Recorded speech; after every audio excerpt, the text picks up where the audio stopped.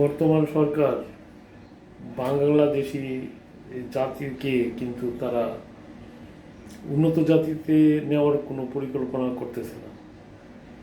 আমি বাজেটের কথা বলতেছি না, আমি বলতেছি পরিকল্পনার কথা। ধরেন, আমি কয়েকটা পয়েন্টের কথা বলি। যেমন তারা ঘোষণা দিছে, যদি কেউ জাপান জার্মানের উন্নত দেশে কেউ চায় পড়াশোনা করতে, তাদেরকে 10 লক্ষ টাকা পর্যন্ত ঋণ দিবে। তো এইটাতে কী বোঝায়? এতে বোঝায় যে আমরা বিদেশ পরনির্ভরশীল স্থায়ীভাবে যেরকম আসি, এরকম এইভাবে কিয়ামত পর্যন্ত থাকে। কোনো দিক নির্দেশনা নাই যে আমরা কিভাবে একটা উন্নত জাতিতে পরিণত হতে পারি। তারপরে দেখেন, এই যে যতগুলো পরিকল্পনা আছে, কিভাবে মালয়েশিয়ার শ্রমবাজার বৃদ্ধি করা যায়, কিভাবে সৌদি আরবের শ্রমবাজার ঠিক রাখা যায়, অন্যান্য মিডল ইস্টের রাষ্ট্রের, হ্যাঁ, তাদের ধান্দা শুধু এগুলি। কিন্তু আসলে কার্যকর ব্যবস্থা হইতেছে যে আমাদের জনসংখ্যা নিয়ন্ত্রণ, এটা হলো 1 নম্বর। 2 নম্বর হচ্ছে পর্যায়ক্রমে আমাদের শিক্ষা, আমাদের স্বাস্থ্য, সব বিষয়ে আর কি এগুলি উন্নতি করে একটা উন্নত ধাপে ধাপে উন্নত জাতিতে রূপান্তরিত করে। ধরেন আমি দক্ষিণ কোরিয়ার কথা বলি, যে দক্ষিণ কোরিয়াতে আমি অনেক বছর যাবত আছি। দক্ষিণ কোরিয়ানরা কিন্তু এখন মিডল ইস্টে যায় কিন্তু সাধারণ শ্রমিকের কাজ করে না। হ্যাঁ, তাদের কোম্পানির আন্ডারে তারা করে এবং তারা অনেক টাকা উপার্জন করে, যেটা আমাদের দেশের মানুষের চেয়ে প্রায় 5 থেকে 10 গুণ বেশি।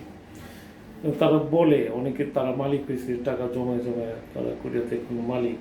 তারা অনেকে নির্দ্বিধায় বলে যে আমরা কিন্তু আগে সৌদি আরবে চাকরি করছি, তারপরে একটা আইডিয়া নিছি, এই আইডিয়া থেকে আমরা টাকা জমায় জমায় ছোট্ট একটা ফ্যাক্টরি দিছি এবং আস্তে আস্তে এইভাবে ইন্ডাস্ট্রিয়াল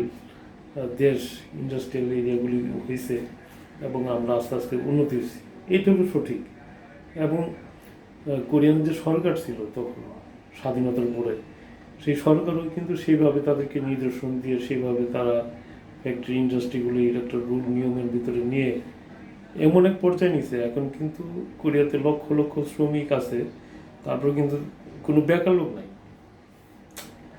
মানে অনেক আগেই 11-12 লক্ষ ছিল ফরেনার, আরও কোরিয়ানরা তো সবাই আছে, কিন্তু কোনো বেকার লোক নেই। বেকার যদি কেউ থাকে তাহলে সেটা তো সে স্বেচ্ছায় আর কি ইচ্ছাকৃতভাবে, কিন্তু বেকার থাকার কোনো স্কোপ নেই, সব জায়গায় চাকরি আছে। তো এরকম করতে হবে এই ধরনের। তো আমাদের প্রধানমন্ত্রী তারেক রহমান দীর্ঘদিন ইংল্যান্ডে ছিলেন এবং ফরেন কান্ট্রিগুলি কীভাবে চলে উনি অনেক অভিজ্ঞ আর কি। আমি মনে করি যে ওনার দ্বারা এটা সম্ভব, হ্যাঁ, এই পরিবর্তন করা এবং বাল্য বিবাহ বন্ধ করা। বাল্য বিবাহ হলো সবচেয়ে আপনার পাত্রের মধ্যে যে ফুটা, সেটা হলো বাল্য বিবাহ। মানে তুলি আমরা ঝুড়ির তলিবিহীন ঝুড়ির একটা কথা আছে না, এটা কিন্তু সেই বাংলাদেশটা এখন তলিবিহীন ঝুড়ির অবস্থায়।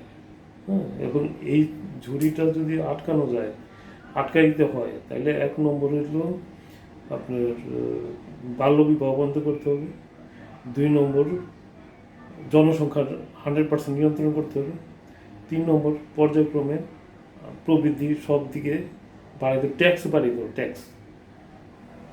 এমনকি একবারে হত দরিদ্র কাছ থেকে অল্প কিছু ট্যাক্স নেওয়া যায়, সমস্যা কি? ফকিরের কাছ থেকে ট্যাক্স নেওয়া যায়। হ্যাঁ, ফকিরের কাছ থেকে আপনি 1 লক্ষ কেন নেবেন, 10,000 নেবেন? এটা তো অতিরিক্ত। একজন গরিবের মানুষের কাছ থেকে যদি আপনি মাসে 10 টাকা নেন, তাও কিন্তু বছরে সে 120 টাকা দিতে পারে। সে যত বড় গরিব হোক, যত সর্বনিম্ন দরিদ্র মানুষের কিন্তু মাসে 10 টাকা দেওয়ার সম্ভব, দিতে পারে। এটা সরকারের ইচ্ছার উপর নির্ভর করে। এটা তো নিতে হবে আমি বলি না, মানে একটা উদাহরণ দিলাম আর কি। আশা করি সরকার এই ধরনের বাস্তবমুখী পদক্ষেপ নেবে। এগুলো অবাস্তব। এবং দেখেন, কোথাও কোনো ঋণ পাওয়া যায় না। হ্যাঁ, আমরা যে বিদেশে আছি, লক্ষ লক্ষ টাকা ইনকাম করি, আমরা বাংলাদেশে গেলে 5,000 টাকা মানে ঋণ পাই না, ব্যাংকেও দেয় না, প্রাইভেট ভাবেও দেয় না, ভাইয়ের বোনেরা, কোথাও থেকে কোনো সোর্সই নেই।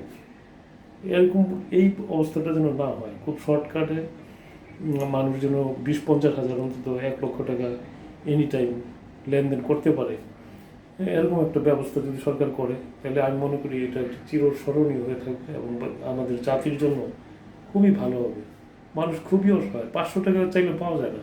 হয় আমরা তো শুনি কত গ্রামীণ ব্যাংক, অমুক ব্যাংক, কোথাও থেকে পাওয়া যায় না।